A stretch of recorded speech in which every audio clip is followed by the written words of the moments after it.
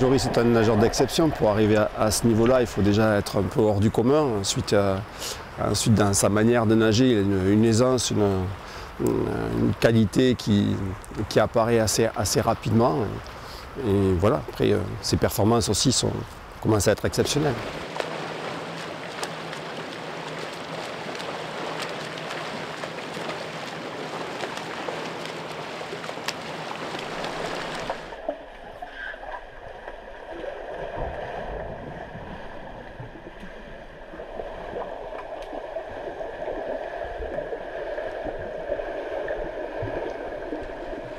Mais en fait, je me suis inscrit en natation pour apprendre à nager. Étant sur une île, ma mère voulait vraiment que je sache nager pour savoir me débrouiller dans l'eau. On parlait tout le temps de natation, on vivait natation, on mangeait natation, mon père me filmait, on regardait un peu les courses après. Mais ça m'a plus motivé que dégoûté par le fait que je voulais quand même les rendre fiers de ce que je faisais. Je voulais avant tout qu'ils se disent « t'as réussi ». Et au final, c'est ce qui s'est déjà fait. Et j'espère encore qu'on n'est qu'au début d'une belle histoire.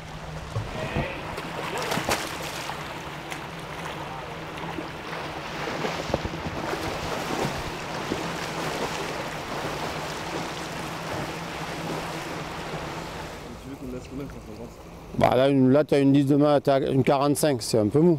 Tu en conviendras. C'est bien pour des distances non fractionnées, une 10 et encore, quand en reprise. Vous y êtes? Ouais. Oh.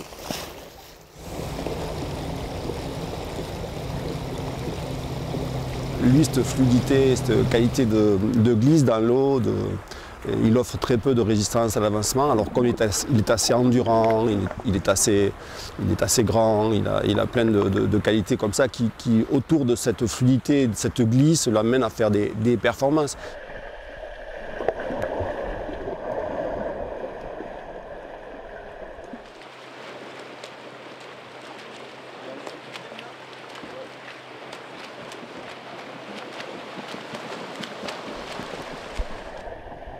Indéniablement, c'est un espoir de la natation française. Il s'est qualifié assez jeune dans cette équipe de France A pour les championnats d'Europe l'année dernière, à 18 ans, 18-19 ans. C'est tôt, il progresse régulièrement. Ça fait 3 ans qu'il gagne 10 secondes par année sur le 1500 de nage libre. Oui, c'est un espoir de la natation française. 33, 2. Ouais. Yep. J'ai pas le temps d'en avoir marre, j'ai pas le temps de baisser les bras. Je me dis qu'il faut y aller. C'est beaucoup de sacrifices, mais dès qu'on est dans le milieu et dès qu'on sait ce qu'on vit, franchement, c'est des choses qui sont extraordinaires. Là, je vais aller au championnat de France en petit bassin. Je sais que je vais vivre des moments qui seront magiques parce que c'est dans le groupe. On vit des moments de joie, des moments de peine aussi, on ne va pas se le cacher, des fois on ne réussit pas. Mais il y a des moments de joie qui effacent toutes les douleurs qu'on a eues à l'entraînement, tous les sacrifices qu'on a fait. Et ces moments, ils sont vraiment extraordinaires.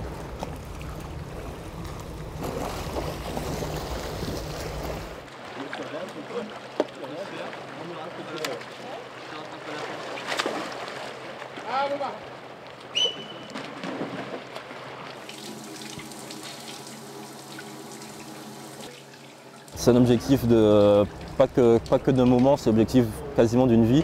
Je ne pense pas que je puisse sortir de la natation et me dire j'ai raté. Je pense vraiment que j'ai envie de sortir de la natation et de me dire j'ai réussi quelque chose de grand.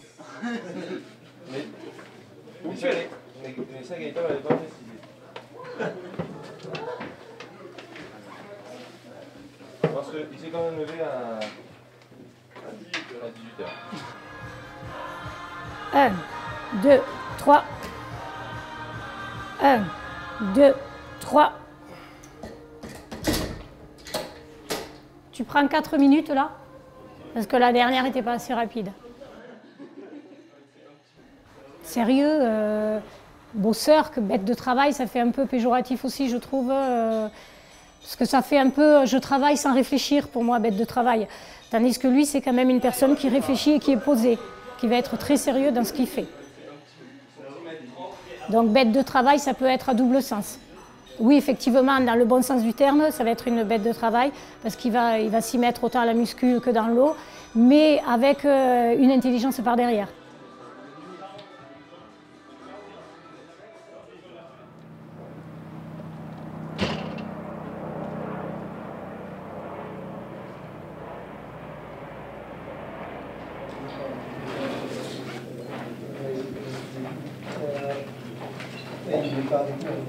Moi, je pense que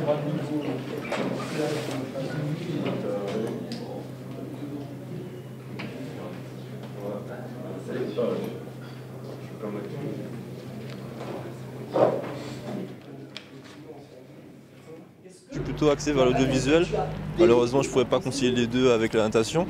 Mais quand même, l'informatique, c'est quand même toujours quelque chose qui m'a passionné. Donc là, ce que je fais, ça me plaît quand même. En tout cas, c'est prévu, comme je t'ai dit. Si tu es absent pour des raisons professionnelles, il n'y a pas de souci. Parfait. Des fois, on arrive après un entraînement, surtout en période de charge, où on arrive à la maison, on n'a même pas envie de se faire à manger, on n'a même pas envie de faire son travail universitaire. On se dit, bon, ben, on va dormir et on verra demain ce qui se passe. C'est vrai qu'il y a des moments qui sont beaucoup plus durs que d'autres.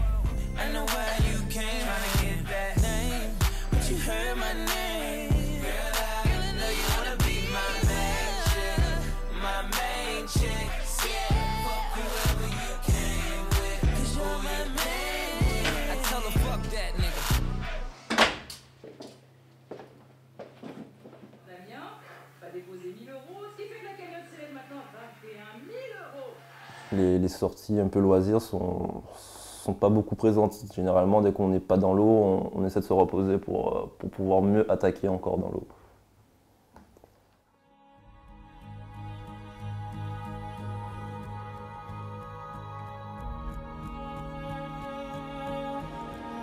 Est-ce que je vais réussir? Est-ce que je vais pas me rater? Est-ce que je vais pas faire une course totalement à côté? On ne peut pas vraiment prévoir ce qui va se passer, mais je sais que je lâcherai rien et s'ils me battent, c'est qu'ils l'auront vraiment mérité.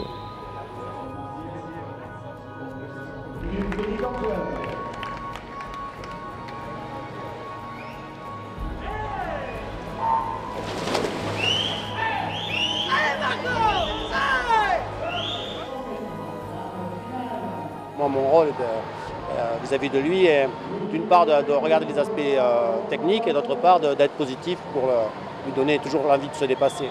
Il a une intelligence de course aussi. Ça veut dire quoi, une intelligence de course? Il sait bien doser ses courses, on sent qu'il maîtrise son sujet. Voilà.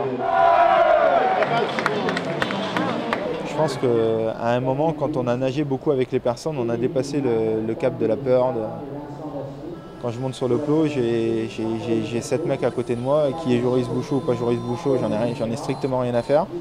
Je pense à Anthony Pagné, qui a fait ses preuves depuis longtemps, qui est un peu le vétéran du demi-fond français.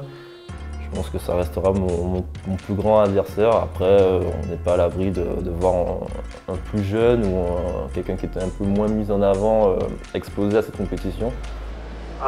Romain. Favori pour le titre, Anthony Pagné à la ligne numéro 4, Axel Raymond à la ligne 5, Joris Bouchot également, pourquoi pas, à la ligne numéro 6.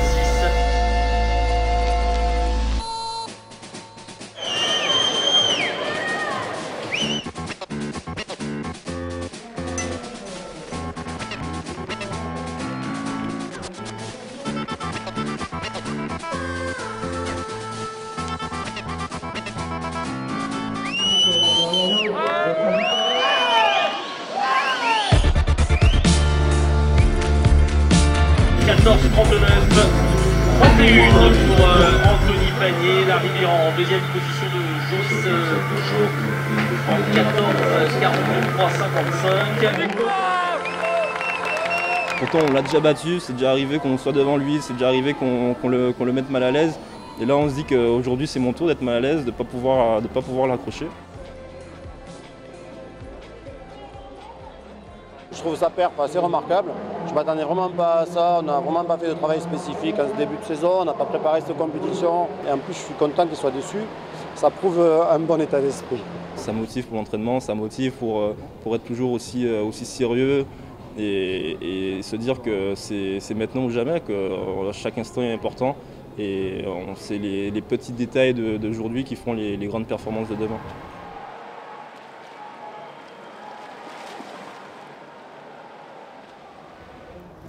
J'ai un souvenir, c'était que je regardais les Jeux Olympiques en 2004. En 2004, et je me souviens qu'à l'époque, jamais j'aurais pensé pouvoir même avoir comme objectif les Jeux Olympiques. Ça serait très important qu'il fasse partie de l'effectif et qu'il soit performant lors des Jeux Olympiques et qu'il tire le demi-fond. On a 2-3 autres nageurs, mais clairement, il a un niveau de talent qui peut lui permettre, même à 1 an et demi des JO, d'espérer, en progressant, d'accéder au moins à une finale. Je ne me vois pas dire d'un nageur que j'entraîne, oui, je pense qu'il sera champion olympique ou j'espère qu'il sera champion olympique. J'y arrive pas. C'est pas que je ne crois pas en lui, pas du tout. Ça paraît tellement prétentieux de dire ça.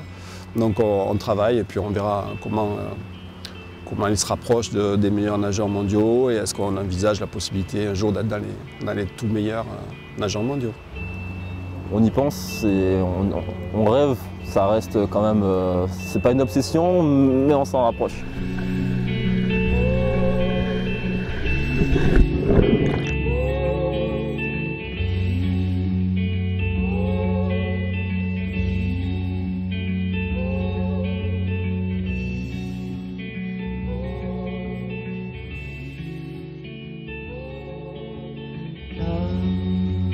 Je retrouve ça, le sourire au visage